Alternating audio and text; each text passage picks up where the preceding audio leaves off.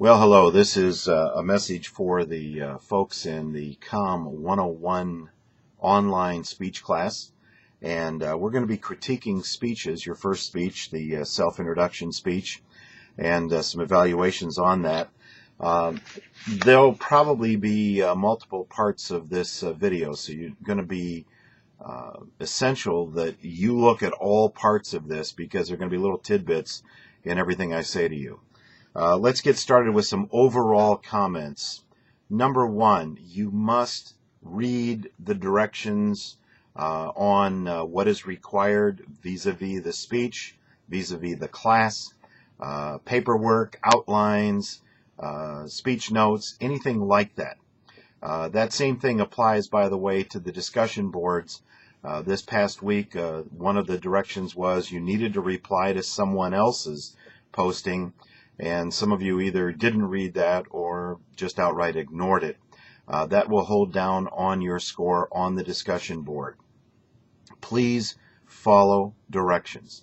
Now, this is also a standardized statewide class. That means that there are some things that are in the overall syllabus and outline that apply generally to people that do not conduct a class the way I conduct a class, and as a result I have given you some additional directions in these videos and often posted things online. It is essential that you pay attention to what I have said in these videos. It is key to your success in this class. One of the items that many of you apparently still have not come across is I do not respond to any messages in Blackboard. You have to send me an email, and you must use your Ivy Tech email to send me that, and you must follow the convention on how to address that email to me, because as the emails come in, they by the address in the subject line, they go to a specific folder. If you haven't addressed it right, it could end up in junk mail and get deleted. So you need to follow the convention on that. And if you have a question or you need some help, there are two ways you can do that. Number one is send me an email from your Ivy Tech email address. And number two is call me. You have my phone numbers, and you have the instructions on when and how to reach me. Now let me go through some overall comments. A couple of you are using a webcam. This is a webcam. For the most part, webcams vary all over hell and gone. You can get a really cheap one, you can get a really expensive one. It also tends to mean that you sit down. Never, but never is any speech ever delivered sitting down unless you have a certifiable disability, in which case I need to see the doctor's information on that, and you need to apply for an exemption through our Disability Services Office. So, all speeches must be delivered standing up. Next thing, you were told an inch or two above the head, and bust line right through here is the shot I want to see. That is a little contrary to some of the things that are written other places. This is the shot I want, because for my classes it's crucial that I'm able to see your eye contact. Some of you shot so far away and with no light in your face that I can't see your eyes, and that will really severely hurt you in this class. So number one, if you use a webcam, you're using it at your own peril. Many of the pictures from the webcams were out of focus. The audio was not good. All kinds of problems with the webcams. If you want to use it, fine. Stand up and do it that way.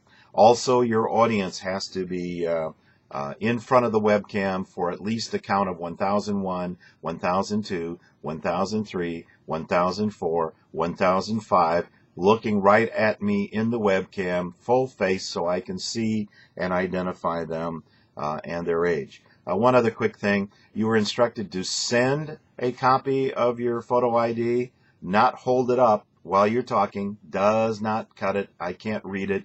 You have to send me a copy of that.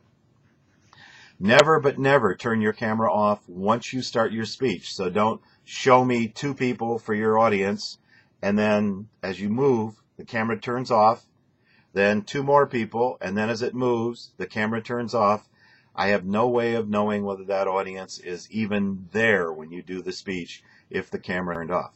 You need to know my background is radio and television, and these are things that I readily notice. So, and in fact, a lot of my comments deal with things that have to do with how you look. So you want to make sure that you pay particular attention to that. Do not turn your camera off when you are showing your audience. Don't turn your camera off during your speech. Start to finish, the camera does not go off. We've talked about the shot composition, bust line to head. We've talked about not sitting. We've talked about the audience. I must be able to see your eyes, get some light on your face. A couple of you stood in front of bright windows or bright open doors, or next to there in the foreground, some bright light fixture. Your camera aperture cannot handle that, and as a result, it will aperture down, and as a result, I can't see your facial expression, and that is going to cost you dearly. Get light on your face.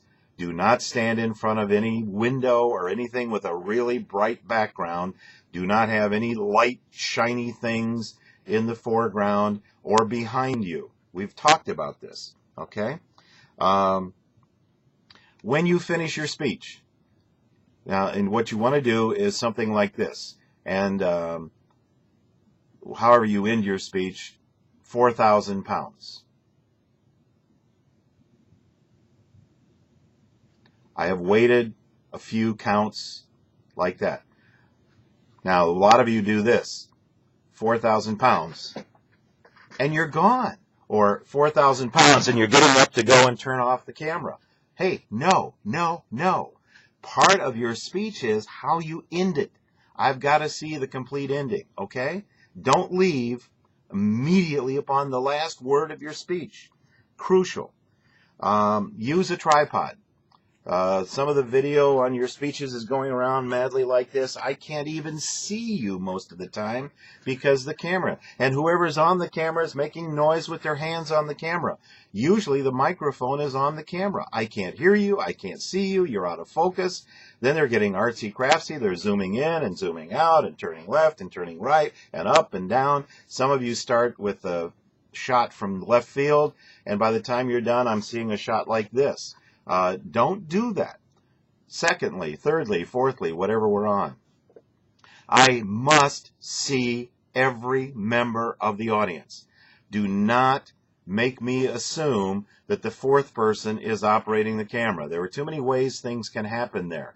I must see every member of the audience. Some of you are downgraded on this speech because I only was able to see 3 people. And I'm sure you think that I will figure out that the fourth one was the camera operator. No, don't do that. Work on flow. Know where you're going next. Get from one point to another. Do it smoothly. Have your outlines. A lot of you didn't take advantage of having a speech outline or speaker notes in your hand. You can reference that. You don't have to try to stand there and memorize the speech. God, don't memorize. Just talk to me.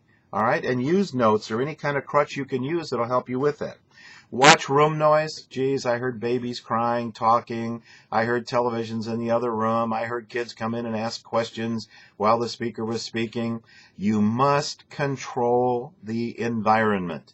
Think in terms of if you were on a classroom on campus, we wouldn't have kids running in and out, or animals or pets or TVs in the next room. Most teachers will get up and close the door if noise happens in the hallway. You have to control your environment. Turn off everything. Send people out of the room that are going to talk. Don't sit there and hold a baby that's making noise. Usually the baby's closer to the camera than you are. Thus, they're on mic more present than you are. Okay? Those are just some of the things you've got to worry about. Now we'll do part 2 next.